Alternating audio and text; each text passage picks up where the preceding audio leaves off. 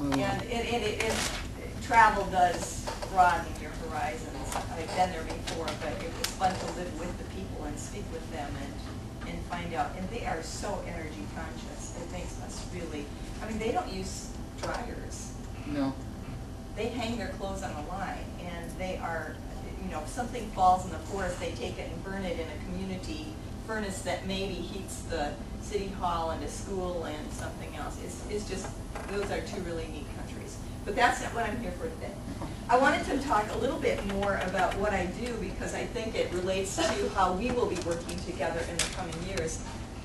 I work for SAMPE, and we do a number of projects. And I do some projects with some other organizations as well. And I really like working with the tech group, and we've done some things before with them.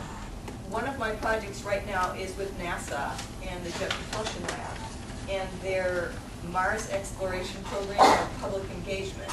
And they hired us to evaluate on a national basis whether or not people were engaged in the Mars exploration.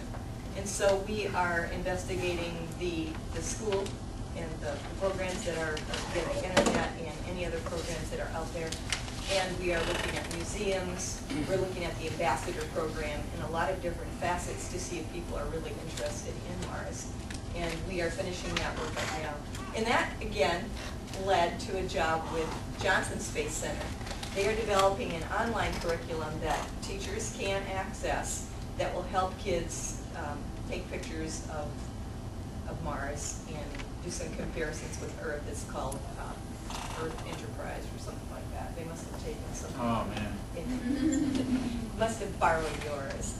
And I'm also working with Harvard on another project, which is also technology, and it's almost like an anti-technology. It's the idea that our children are obese because they are not getting enough exercise, and they spend too much time watching television, and hence they become aggressive. And so I'm hoping that our work with Harvard will yield some good research as well. And some of you, matter of fact, I talked to, are working with these science programs throughout Michigan right now through the math science centers. As you know, Mark Janess is very involved in that, and so we are also evaluating those programs. And what's nice is I think Keith brought up the subject is how did tech get interested in K-12? Right now, a lot of the grants are written with a partnership on the university level with K-12. And the importance of that is there's been this gap so often of, you know, they do their thing and we over here in K-12 do our thing, and never the twain shall meet.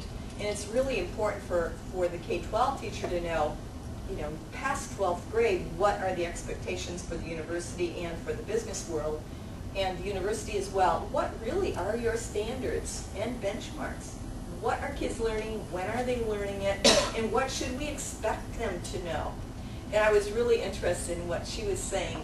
Jean was talking about those misconceptions that kids come from, that inquiry-based learning that you are all involved in now in the sciences and in social studies and in all of the areas.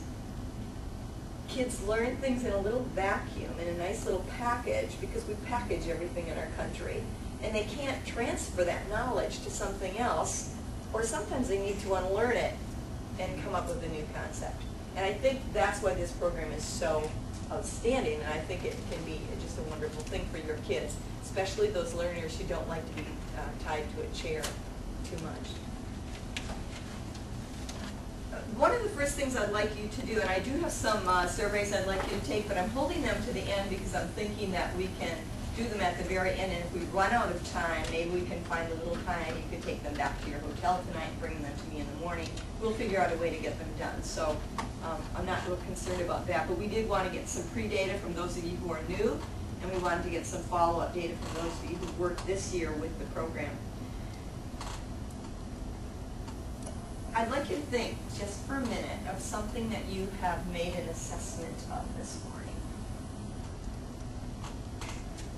Something you have assessed today.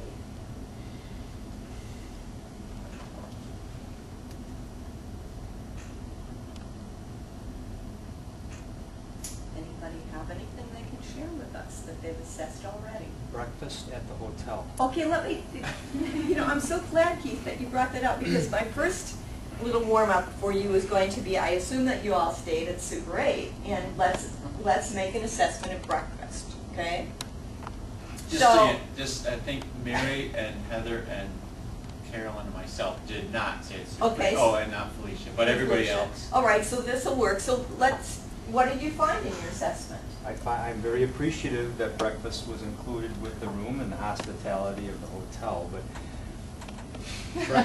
breakfast was very 95%, I would say, starch of some type. And the only protein I saw was peanut butter. Oh. So he made But I am still thankful that I had breakfast. So let me qualify that. You know, and that's why I hesitated to do that, because I thought, well, we often think of assessment as being critical, don't we? Mm-hmm. We think of it as being a judgment, and we tend to, obviously, when a restaurant sees that state inspector come in the door, they go, you know, they're going to shut us down. We often think of evaluation as an adversarial sort of connection, and that is why I bring that up as well, because we at Stampy are not adversarial. You know, we learn from you, you learn from us, and evaluation has taken a different kind of approach lately. We both benefit by sharing back and forth, and so that's why. So you found it full of starch, okay? Did anybody else have that as they were thinking this morning of something they had assessed? And some of the rest of you thought it was a great breakfast? I love the automated waffle machine. Okay. I just, And what do you love about it? it makes great waffles, and I usually burn everything. But it warns you, does it? What? Does it have a timer? It turns itself off, Okay. and it rings. Okay. And I thought that was great, but I really would kill for a hard-boiled egg, though. Mm-hmm. But I said, yeah, this is awesome, and I'm going to think that it's awesome, but I'm probably going to get lightheaded unless I get some protein. It's kind of, but I didn't want to say that because I just, I thought this was really, they've done something special. They've done something I'm going to talk about here. Okay. I was here earlier in the year for the expo, and we stayed at the same hotel, and I assessed then, but I didn't care for the breakfast because it was very limited. Although I was thankful that there was hot water because I'm a tea drinker, and most places only serve coffee because they think everybody drinks coffee in the world. So I was happy for that. But because of that assessment earlier, I packed differently. I brought packages of green tea to have so I could make tea, because I remember there was a little tea or little coffee pot in the room and just could throw out the coffee. And I brought yogurt and fruit and grapes and other things in my cooler, and knew that I knew where the store was to go, and thought to myself when I saw Doug's schedule that it would have been nice to flip one of those dinners into a great breakfast off campus, and had dinner on our own, something like that, or whatever. But I did assess all that, put that all together. So I came down and chatted with Keith and brought my green tea with me. So how did her assessment differ from his?